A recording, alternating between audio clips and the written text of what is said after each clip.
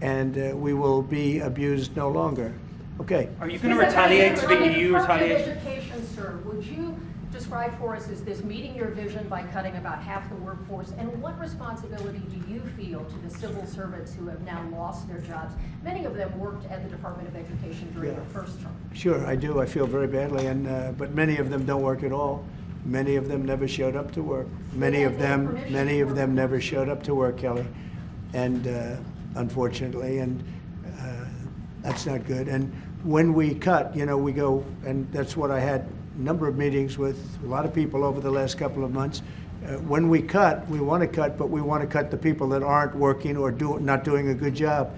We're keeping the best people. And Linda McMahon is a real professional, actually a very sophisticated business person. And she cut a large number, but she kept the best people.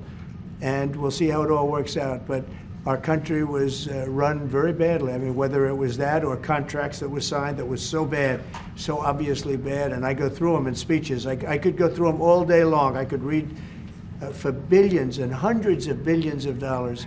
And all of that fat and waste and fraud and abuse is being taken out.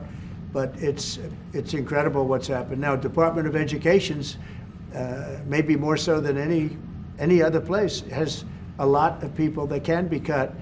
They're, number one, not showing up to work. Number two, they're not doing a good job.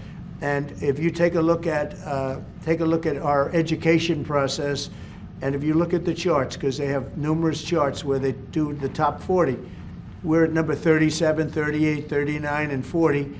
And recently they hit, during Biden's last few days, they hit last. So they were number 40, and yet we're number 1 in cost per pupil. So it's pretty bad. But we have a dream. And you know what the dream is? We're going to move the Department of Education. We're going to move education into the states so that the states, instead of bureaucrats working in Washington, so that the states can run education. And you have Norway, you have Denmark, you have Sweden, you have Finland, you have various countries that do very well. You also have China that does very well in education, which is a pretty big tribute to China, I must say. 1.4 billion, and they're in the top 10. And it's pretty amazing. So we can't blame size anymore. You know, normally you'd blame size. It's too big, how can you do it? But China does it. So we think when you move it back to Iowa and Indiana and all the states that run so well, there's so many, I could name 30, maybe almost 40. Those will be as good as Denmark, those will be as good as Norway, and they'll be as good as any of these. I believe they'll be as good as any. Now then you're gonna have 10 that won't be so great. You're gonna have 5 that will not be good at all, but we'll work with them and we'll get them to be good. But what we wanna do is always school choice, but we're gonna do school choice, and we're doing it.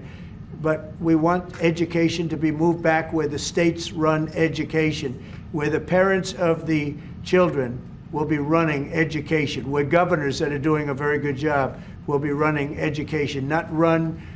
I drive through the city and I see like so many buildings, Department of Education, Department of big buildings, and by the way, they're empty. Nobody shows up to work. So I think Linda did a very good job.